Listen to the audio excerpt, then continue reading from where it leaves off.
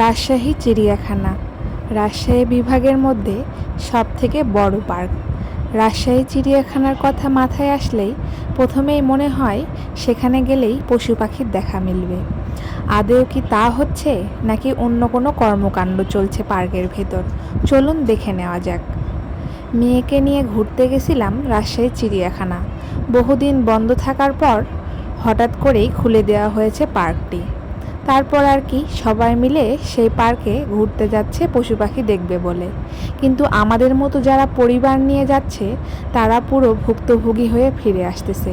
কারণ সেখানে কোনো পশু পাখির নাম নেই, শুধু রয়েছে কপোত আর কপোতি। চারিপাশে ছেলে মেয়ের অশ্লীল কার্যকলাপ নিজের চোখে দেখে নিন। স্কুল পড়িয়া ছাত্রছাত্রীরা দেখুন সেখানে যে কী ধরনের কর্মকাণ্ড করছে, নিজের চোখেই দেখুন। এগুলো কি কারো চোখে পড়ছে না, নাকি দেখেও না দেখার ভান করছে? পার্ক কর্তৃপক্ষ কি তাহলে এদেরকে দিয়েই ব্যবসা চালাচ্ছে? পুরো পার্ক কিন্তু ফাঁকা রয়েছে, সাধারণ পরিবার কিন্তু তেমন নাই বললেই চলে। শুধু রয়েছে কাপলদের মেলা, মনে হচ্ছে রমরমা মেলা চলছে কাপলদের। দেখুন, নিজের চোখেই দেখুন। ছোট বাচ্চাদের যদি ঘুরতে নিয়ে যাওয়া হয় তাহলে তাদের সামনে বাবা মার কীরকম অবস্থা হতে পারে নিজের চোখেই দেখুন।